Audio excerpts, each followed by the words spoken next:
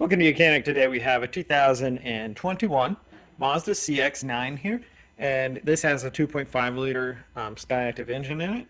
And so we have a check engine light on. We're going to check it and see what it is. So we go through diagnostic. We have our scanner hooked up to the diagnostic port on the vehicle. Select our Mazda, smart VIN, communicate with the vehicle, and it's going to provide us with some information. So it's a CX-9 2.5. 2021, and then our VIN number, and that should match what we have here. And yes, now a quick scan will scan through every control module, or if we want to just select the module that we're looking for. So we'll go to control modules, and we want to look at the power control module. That would be the engine. And then we're going to read the code, and it's asking us from the continuous memory, key on, engine off, or key on, engine running.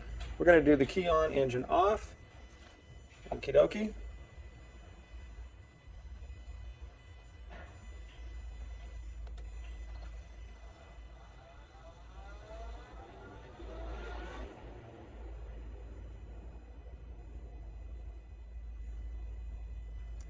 There we go. Okay, so down here we have the codes that we're looking at is a P0031 and then hyphen little dots 00EC. But anyway, it is an HO2 or an O2 sensor, the heat exhaust oxygen sensor. We have that the heater control circuit is low on bank 1, sensor 1. This is only a 4-cylinder engine, so it only has one bank versus a V engine has 2 banks. So this has one bank, so we're looking at sensor 1 on bank 1, so we're looking at the upstream sensor. If it said bank 1, sensor 2, that's the downstream sensor. Upstream sensor we can replace from up top here. Downstream sensor we need to go under the vehicle to do that. So I'll show you how to replace the upstream sensor, and then we'll just do the discussion of how you would replace the bottom one if you needed to. All right, so the location of the upstream oxygen sensor on here is located right here in the back corner of the engine. We have a heat shield oxygen sensor and then a cable that comes around over here. So you're going to see the oxygen sensor is this right here that goes into that heat shield there. And then following the wire comes right over here, and there's a connection down there. You'll see if you look down in there, there's a gray connection, really like just straight down right here. Now, we'll move this out of the way just so we can hopefully get a better view. And it's fairly tight battle there. So if you have a pick tool, this comes in handy for being able to get this undone by being able to take your pick tool and going in on this side of the clip, and we hold the clip back, and with the other hand, because you're supposed to squeeze the clip, but it's pretty tight situation in there. Open the clip, and then if you can reach down in here, there we go. You can pull on it with the wires that go into it to undo the electrical connection.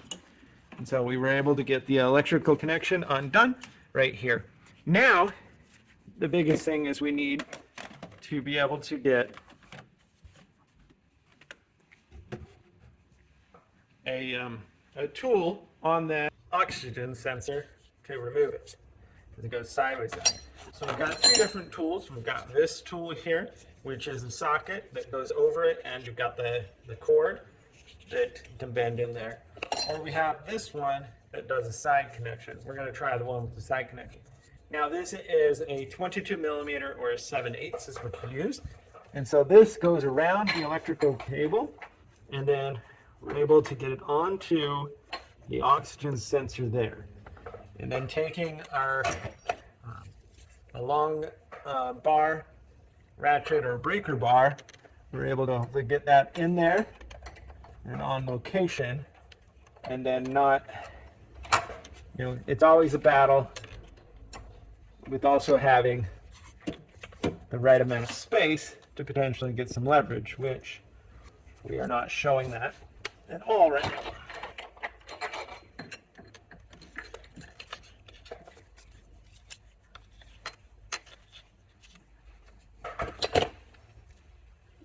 All right, so I had to change tools, but I was able to change to a ratchet. I was able to get enough leverage to get it undone. And being the location that it's in, it's all just fairly tight.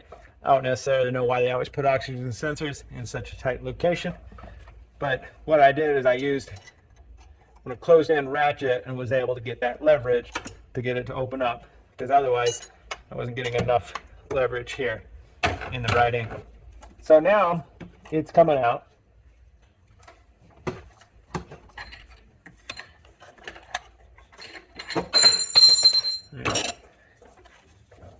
So now we can reach.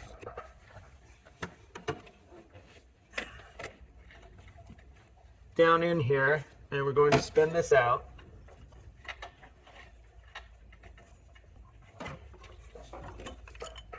Go.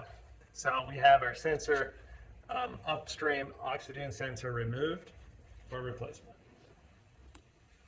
All right, so taking our new oxygen sensor and being able to reinstall it, we're going to take it and install it by hand here, of course.